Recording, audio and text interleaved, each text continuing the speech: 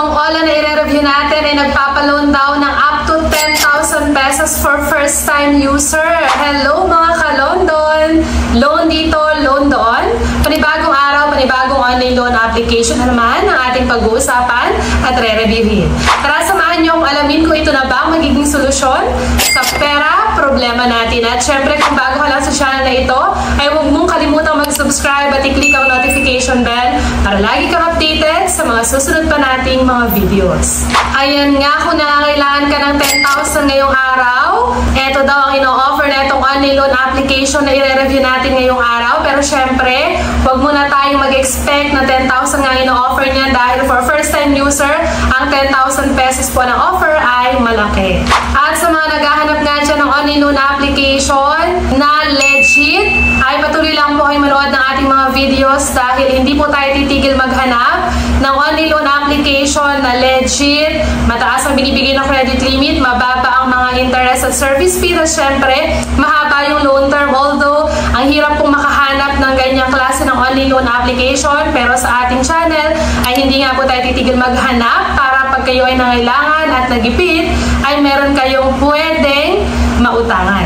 At sa mga nanonood po ng ating reviews dyan, na madalas nakatutok sa ating mga reviews about OLA, at kayo po ay nakapag-try na, sa tingin ninyo ay meron kayong legit na OLA na napag-utangan na, is kung pwede po i-comment nyo dyan sa comment section para makatulong po sa kagaya natin na naghahanap ng mga online loan application na pwedeng mautangan.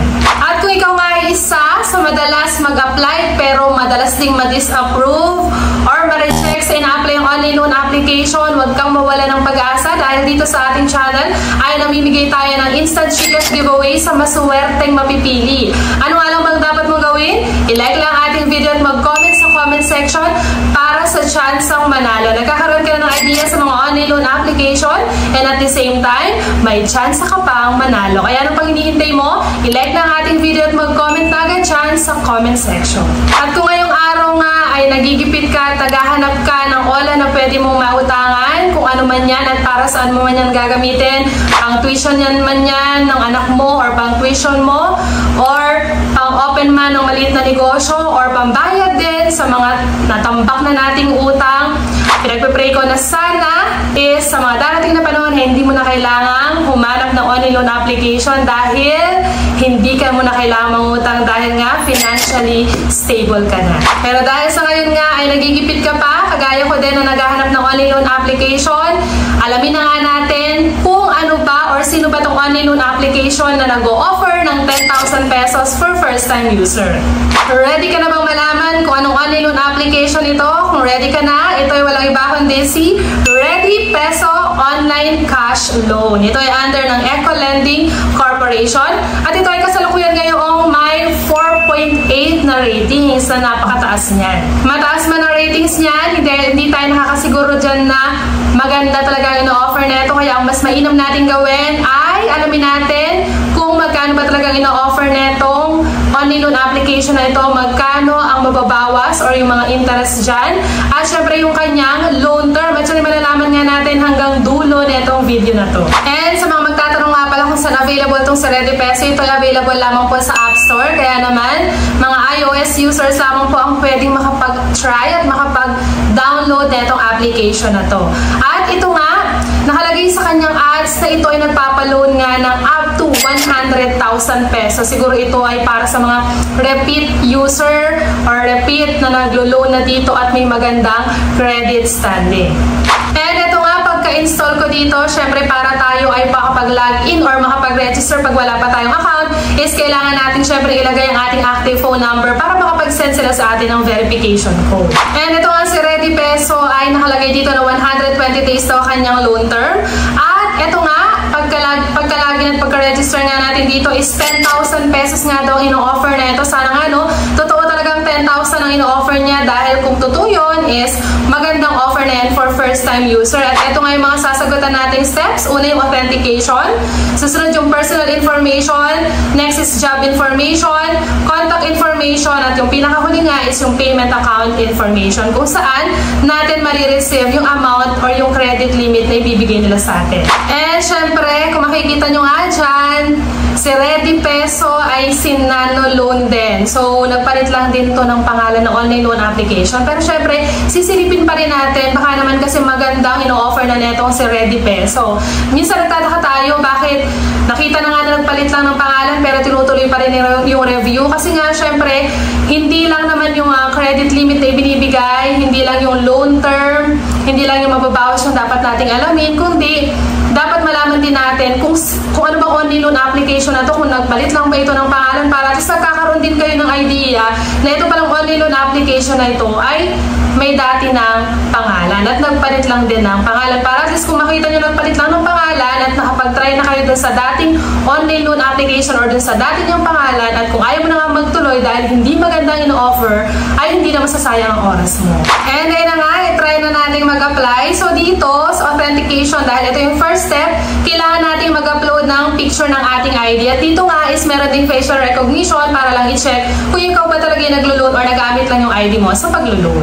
And dito, ito yung mga recommended ID type. Dito kay Ready Peso, na dating si Nano Loan, pwede ang UMID, driving license, passport, TIN, SSS, voter's ID, health card, at national ID. At kung wala ka pa nga sa mga recommended ID na nabanggit na natin, is pwede rin naman itong mga other options dito. Pwede ang postal ID, pwede rin ang PRC at pag-ibig. And after nga natin makapili ng isa lang na valid ID, is dito na agad tayo sa personal information. So, syempre, hindi mawawala ang education kung anong natapos mo. Pipili ka lang dyan. Marital status kung married or single, email address dapat active at nakaka-receive ng messages. Kasama din ang gender kung male or female. Loan purpose, kung para saan mo ba gagamitin yung amount na ilo-loan mo.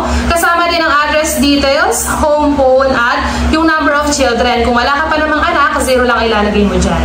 Sa job information naman, hindi mawawala dyan ang company name, company address, company phone number, profession, pipili ka lang, work experience kung gaano ka nakatagal sa iyong trabaho, monthly income, and then yung address details, saka yung salary day kung kailan ka sumasahod. And sa contact information naman, or yung contact reference, 3 lang ang kailangan natin ilagay dito, so mas konti ito compare sa iba.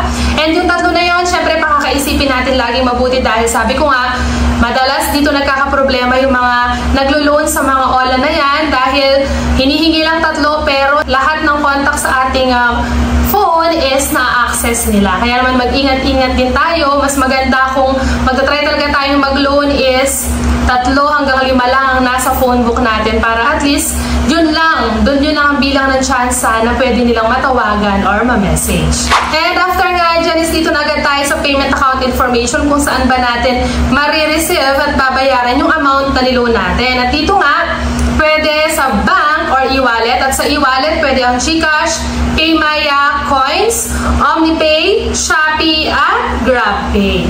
And yun nga lang ang dapat natin i-provide information sa ating pag-apply. Dito na agad tayo sa pinaka-exciting part ng ating review, kung na-approve ba tayo at kung magkano ibinigay na credit limit sa atin netong si Ready Peso na dating si Nano Loan. At dito nga, makikita natin agad-agad naman na 2,000 pesos lang yung ibinigay sa ating credit limit at 7 days lang. Kaya naman kung hindi ka pabor sa 7 days at dun sa binigay sa ating credit limit na 2,000 pesos, eh pwede ka nang hindi mag-proceed dito kay Ready Peso, dahil parang mapapansin nyo dito is parang pareho lang din siya na ino-offer sa ibang online loan application. And ito na nga, sabihin ko na yung loan details, 2,000 pesos, 7 days lang, is kailangan na natin bayaran ng buo yan. And then meron siya nakalagay dito na disbursal amount or yung marireceive lang natin is 1,200 pesos. So saan mapupunta yung 800 pesos? Yun ay mapupunta sa processing fee na 667 pesos, total interest na 13 pesos, at meron pa siyang risk control service fee na 120 pesos. So yun ay total na 800 pesos na ipabawas dun sa 2,000 pesos na niloan natin. So yun nga ang kabuang loan details netong si Ready Peso na dating si Nano Loan. At kung gusto mo pa nga magpatuloy sa pag-apply, ay nasa sa'yo ng desisyon kung itutuloy mo pa yan, dahil ang purpose lang ng ating review, bigyan kayo ng idea kung magkano in-offer, magkano ang interest at mga mababawas na fees, at syempre yung kanyang loan term. At kung gusto mo nga manalo sa ating pag-GCash giveaway, huwag mo wala ng pag-asa, i-like ang ating video at mag-comment na agad sa comment section para sa chance ang manalo. At dito na nga lang muna natatapos ang ating review ngayong araw. Hanggang sa muli mga kalondo!